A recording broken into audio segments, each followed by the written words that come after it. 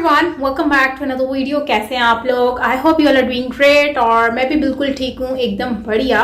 सो दोस्तों, आज हम रिएक्शन देने जा रहे हैं और ये वीडियो है वेटो देने से इनकार, नया बखेड़ा खड़ा हो गया, फ्रांस की चेतावनी, सीधी चेतावनी। सो गाइस, चलते हैं और देखते हैं कि वेटो देने से क्यों इनकार कर दिया गया और फ्रांस ने क्या चेतावनी दी है। सो ओरिजिनल वीडियो का लिंक आपको डिस्क्रिप्शन में मिल जाएगा, सो आप वहां से देख सकेंगे। चैनल पर अगर न्यू है तो जल्दी से सब्सक्राइब कर ले एंड बेल आइकन को ऑल नोटिफिकेशन पे प्रेस कीजिए ताकि सारे वीडियोस आपको मिलते रहें। So yes, let's start the video.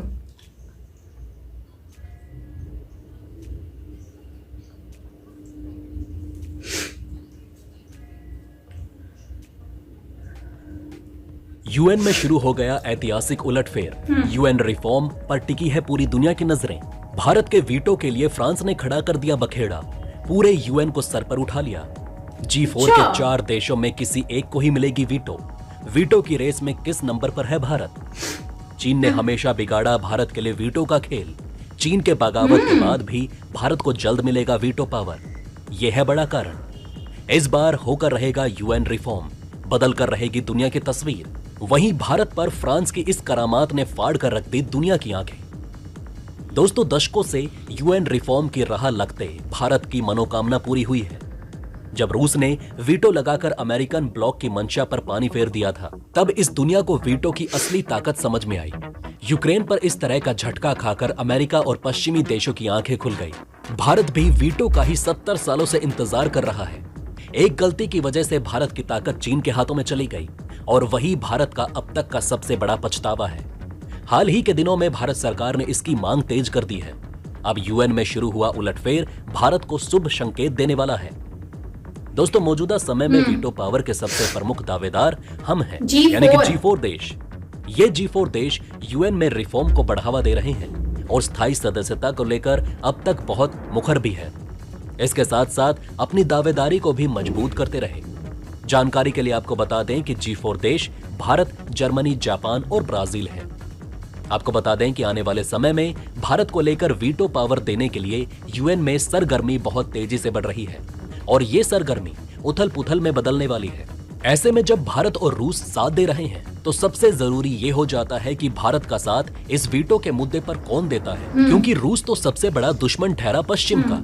अब पश्चिम भारत को समर्थन क्यों देगा जब भारत रूस के ही पाले में खड़ा है? अगर भारत रूस का साथ दे रहा है तो अमेरिका और पश्चिम देशों के लिए भारत का साथ देना वैसे ही बहुत मुश्किल हो जाएगा। रही बात वीटो की, तो अमेरिका ये जानता है कि भारत वीटो के लिए बहुत कुछ कर सकता है। शायद ये अमेरिका भारत का दुष्प्रयोग कर रूस के खिलाफ भी करने की कोशिश भी करे। लेकिन अगर भारत नहीं मानता है तो क्या ये अमेरिका और पश्चिमी देश भारत के स्थायी सीट को लेकर कोई दांव चलेंगे? इसके साथ साथ हम ये भी जानेंगे कि भारत की स्थायी सदस्यता को लेकर फ्रांस ने कौन सा बखेड़ा शुरू कर दिया। दोस्तों, आपको तो पता ही होगा कि यूनाइटेड नेशन में स्थायी सदस्यता को लेकर इन्हीं 4 देशों में दौड़ है और ये भी बताया जा रहा है कि यही G4 देश यूएन में स्थायी सदस्यता के लिए सबसे मजबूत देश है। अब बात करते हैं इन चारों देश में सबसे ताकतवर कौन है, अर्थात सबसे ताकतवर किसकी दावेदारी, तो इसी पर पूरा बखेड़ा खड़ा हुआ है। आपको तो दोस्तों ये मालूम ही होगा कि यूएन में किसी भी प्रस्ताव को पास कराने के लिए 5 प्रमुख स्थायी देशों की अनुमति अनिवार्य है। अब इन 5 स्थायी देशों में ऐसे ऐसे देश हैं जिनकी आपस में नहीं पड़ती। तो अगर बात करें सबसे मजबूत दावेदारी की, तो सबसे मजबूत दावेदारी अब तक केवल भारत को अब तक 5 में से 4 देशों का समर्थन प्राप्त है।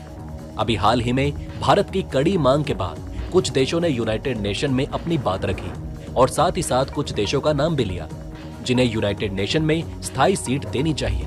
आपको बता दें कि अमेरिका इस समय केवल 3 देशों का समर्थन कर रहा है, जर्मनी, जापान और भारत। ब्रिटेन और फ्रांस जर्मनी को छोड़कर बाकी तीनों का समर्थन कर रहे हैं, यानी कि ब्राजील, भारत और जापान। बात आती है G4 के 2 दमदार देशों की, जर्मनी और जापान की। इनके लिए तो यूएन की स्थायी सीट की राह सबसे बड़ी समस्या हो चुकी है, क्योंकि इनके खिलाफ रूस और चीन दोनों हैं। रूस ने खुले तौर पर केवल 2 देशों का नाम लिया है, एक है भारत और दूसरा है ब्राजील। अब अगर इस पूरी खबर को देखें तो केवल 2 देश को सबसे ज्यादा समर्थन प्राप्त है, एक भारत और दूसरा ब्राजील। यहाँ पर अमेरिका ब्राजील के खिलाफ है। अब यूनिवर्स बॉस जिसके खिलाफ होगा वो कैसे स्थायी सीट पा सकता है। अब अंत में बचा भारत। अब अगर भारत और ब्राजील में से किसी एक को चुनना होगा तो वो भारत ही होगा, क्योंकि इस समय भारत के पास दुनिया का सबसे मजबूत नेतृत्व मौजूद है। ये बात खुद यूनाइटेड नेशन कह चुका है।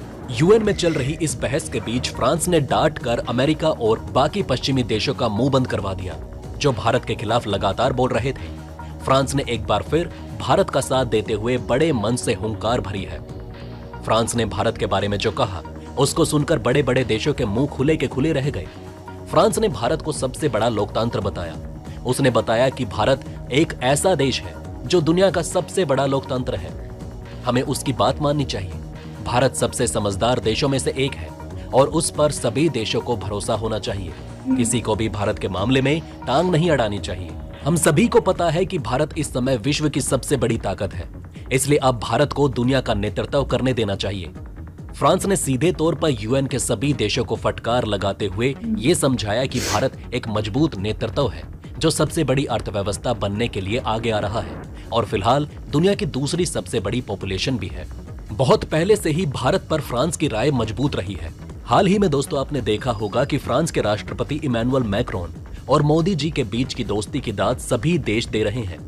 केवल यही नहीं, रूस के मुद्दे पर भी ये दोनों देश एक होते दिखाई देते हैं।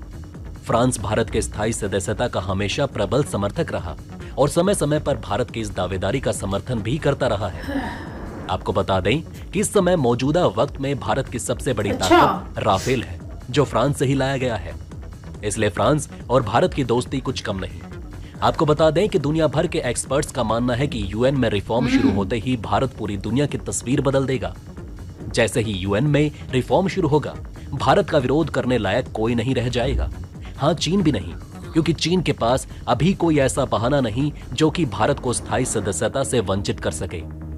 अब आइए दोस्तों ये बताते हैं आपको कि वो कौन सा जादू है जिसे भारत ने चला दिया और अब इस जादू को कोई रोक भी नहीं पा रहा है। अब किस जादू के बल पर भारत के बढ़ते कदम यूएन की स्थायी सदस्यता को लेकर मानेंगे। यूएन की स्थायी सदस्यता पाने के लिए भारत की रणनीति देखने लायक है और भारत की धाकड़ विदेश नीति को देखकर ही चीन का कलेजा फटने लगता है। पहली वैक्सीन डिप्लोमेसी, जिसके द्वारा भारत ने पूरी दुनिया पर फतह किया। पूरी दुनिया आज भारत को सलामी ठोक रही है। पूरी दुनिया आज भारत का लोहा मान रही है। इसके साथ साथ भारत के प्रति कृतज्ञ भी है। जब पूरी दुनिया अंधकार में थी तो वो केवल भारत ही था जिसने बिना किसी रोक के दुनिया के कोने कोने तक वैक्सीन पहुंचाई और मानवता को छिन्न भिन्न होने से बचाया। यूएन खुद इस बात पर भारत को एक बार नहीं 1000 बार शुक्रिया बोल चुका है। दूसरी बात, मानवीय सहायता। जब बांग्लादेश, मालदीव, अफगानिस्तान, श्रीलंका जैसे छोटे छोटे देश संकट में आते हैं तो भारत मुक्त होकर इनकी मदद करता है और इनकी मजबूत स्थिति बना देता है। भारत की ये स्थिति आज ऐसी हो चुकी है कि भारत को दुनिया भर के अधिकतर देशों का समर्थन प्राप्त है। केवल एक यही वजह है जो विश्व पटल पर भारत की छवि मजबूत करता जा रहा है। तो दोस्तों, अब आप हमें कमेंट सेक्शन में बताइए कि क्या आपको ये बातें पहले से पता थी। अगर नहीं तो इनमें से कौन सी बात आपको सबसे ज्यादा इंटरेस्टिंग लगी, और कमेंट बॉक्स में जय हिंद लिखना ना भूलिएगा।